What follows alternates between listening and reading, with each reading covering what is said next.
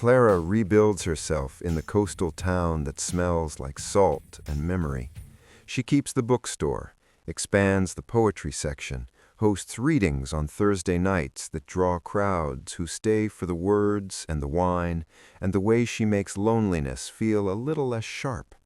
She doesn't date for 2 years. When she finally does, it's with a kind man who teaches high school history and doesn't ask about her past. They're together for 18 months. It's comfortable, safe. But on the night he asks her to move in, she realizes she's been holding her breath the entire relationship, waiting for him to leave. She ends it gently. He deserves someone who isn't haunted. She plants a garden behind the bookstore, learns to be alone without feeling abandoned, builds a life that's hers and no one else's. But sometimes, often, she wonders if Sebastian thinks about her, if he regrets it, if New York gave him everything he wanted and nothing he needed. She never calls to find out. Some questions don't have good answers. When fate forces them back together, it's not romantic. It's Clara's mother. Stroke. Massive. The kind that rearranges a family in an instant. Clara is at the hospital for 3 days straight. No sleep, no food, just machines beeping and her mother's hand cold in hers. On the 4th day, a nurse tells her she needs to handle her mother's affairs, legal documents, medical directives, a will that needs updating. "Do you have a lawyer?" the nurse asks. Clara thinks of the legal aid office downtown, the overworked public defenders who mean well but don't have time. Then she thinks of Sebastian. She hasn't said his name out loud in 4 years. But her mother is dying, and Clara is drowning, and sometimes desperation makes choices for you. She finds his office number online, almost hangs up 6 times. When the receptionist answers, Clara's voice cracks. "I need to speak with Sebastian Hale." "Regarding?" "Tell him it's Clara Whitmore, please. Tell him it's urgent." 3 minutes of hold music. Then his voice, older, careful. "Clara." She closes her eyes. "I need help." He flies in that night.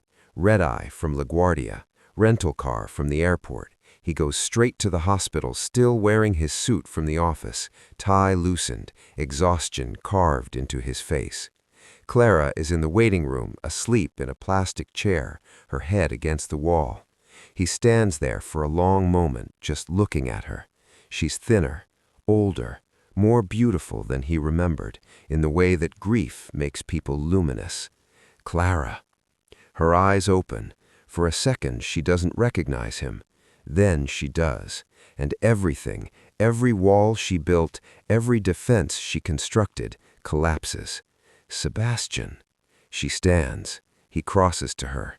They don't hug, don't touch, just stand there, 2 feet apart, the distance between them filled with 4 years of silence. "Thank you for coming," she says. "Of course." "You didn't have to." "Yes, I did." He stays. 2 days becomes 5. 5 becomes 2 weeks. He handles her mother's legal affairs with the precision of a man who controls what he can, organizes documents, negotiates with insurance companies, sits with Clara in the hospital while machines breathe for her mother. They don't talk about the past. They talk about medications and advance directives and funeral arrangements neither of them want to plan. But late at night, when Clara's asleep in the chair and Sebastian's reviewing paperwork in the waiting room, the past sits between them like a third presence. Her mother dies on a Tuesday, quiet, peaceful. Clara is holding her hand.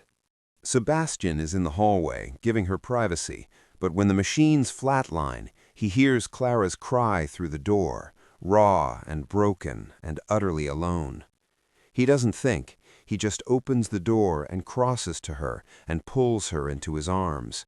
She fights him for a second, fists against his chest, rage and grief tangled together. Then she breaks, and he holds her while she shatters. The funeral is small. Clara's mother had few friends left. Most had died or moved away. So it's Clara, a handful of neighbors, and Sebastian in a cemetery overlooking the ocean. The pastor says comforting things that don't comfort.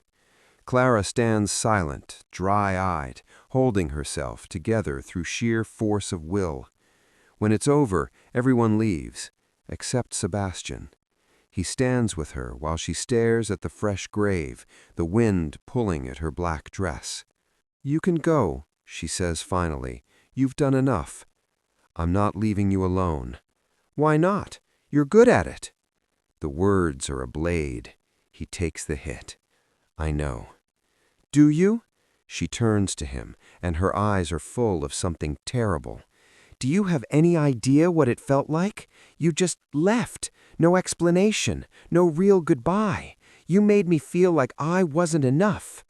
You were everything. Then why wasn't I worth staying for?"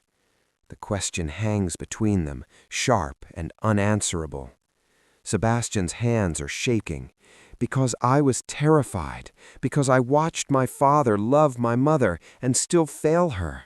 Because I couldn't bear the thought of looking at you one day and seeing regret." "So you made that choice for me?" "Yes." "You decided I was better off without you?" "I decided I couldn't survive disappointing you." Clara laughs, bitter, broken. "And you think leaving wasn't disappointing? You think that hurt less?" "I don't know what I thought. I just knew I couldn't breathe, couldn't think.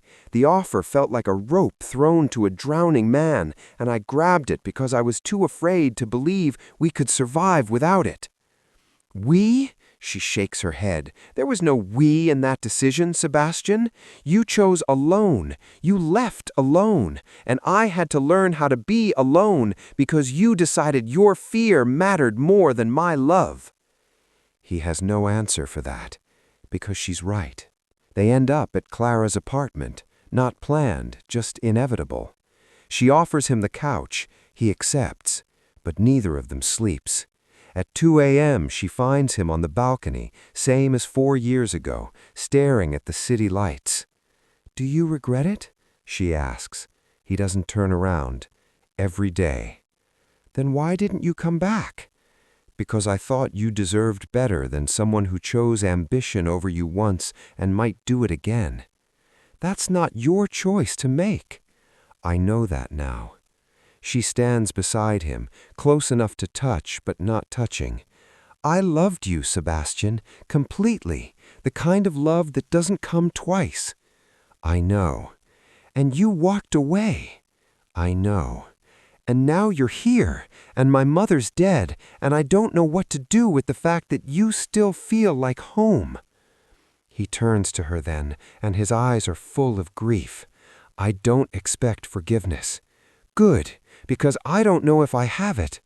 I need you to know, it was never about you not being enough. You were always too much, too good, too real, and I was so goddamn afraid that I'd ruin you the way my father ruined everything he touched. So you ruined us instead." "Yes." The word is barely a whisper. Clara's eyes fill with tears.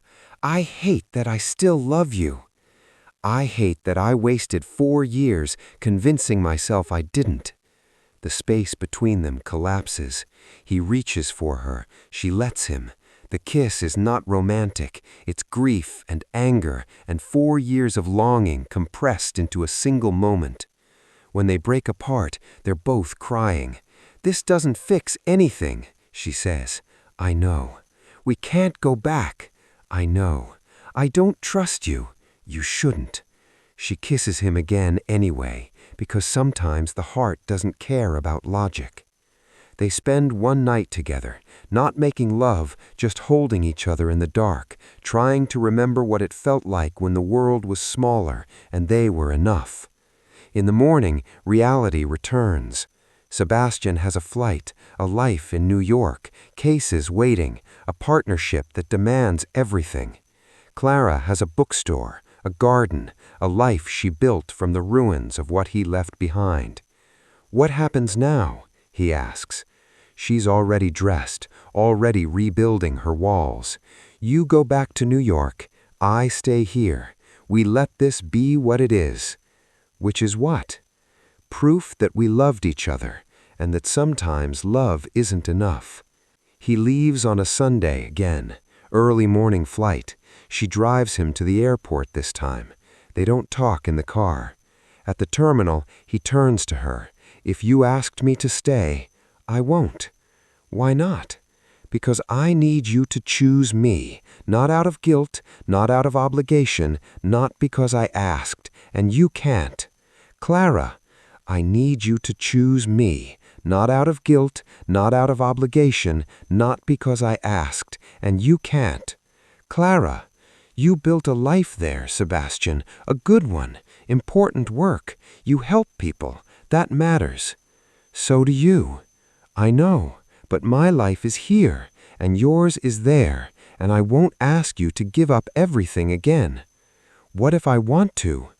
Do you? Really? Or is this just guilt and grief talking?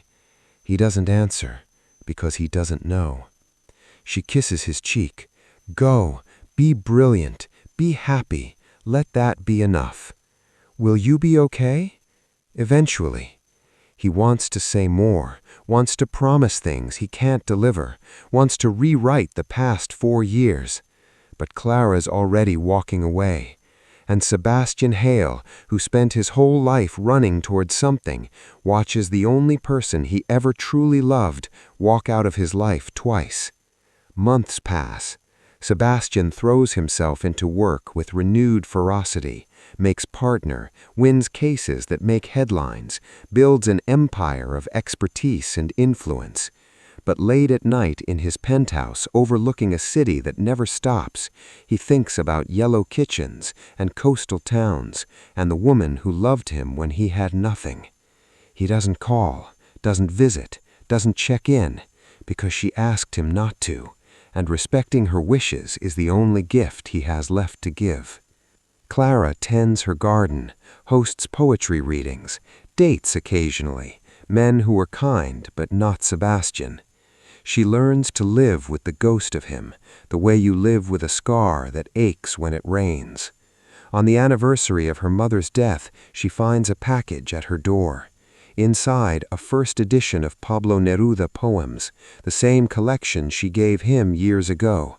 No note, no explanation, just a bookmark with a single underlined passage. I love you without knowing how or when or from where. I love you straightforwardly, without complexities or pride, so I love you because I know no other way. She cries for an hour. Then she puts the book on a shelf in the poetry section, a gift for a stranger who might need evidence that some things matter. Years later, Sebastian is giving a keynote address at a legal conference. The topic, the cost of success. He talks about sacrifice and ambition, about the choices that shape a life, about what we lose in the pursuit of what we want. At the end, someone asks, "Do you have any regrets?" He thinks of Clara, of yellow kitchens and dawn at the harbor, and the way she used to look at him like he was enough. "Yes," he says simply, "but regret doesn't change anything. It just teaches you what mattered." What did you learn? He looks at the audience, hundreds of ambitious young lawyers hungry for success, that some things can't be replaced, that love isn't weakness, that the person who sees you at your worst and loves you anyway is the rarest thing in the world, and that you can have everything you ever wanted and still feel like you lost. The room is silent. But here's the truth no one tells you. Sometimes there is no right choice. Sometimes every option costs you something you can't afford to lose, and you just have to live with what you chose and who you became because of it. In a bookstore near the harbor, Clara is closing up for the night when the news plays Sebastian's speech on the television mounted in the corner. She stops, watches, hears every word he doesn't say. When it's over, she turns off the TV and locks the door and walks home through streets that smell like salt and memory. In her apartment, she pours wine and sits by the window and lets herself miss him. Not the future they didn't have, just the love that was real, even though it wasn't enough. Some loves don't end because they stop loving. They end because loving wasn't enough to make them stay, and you live with that forever.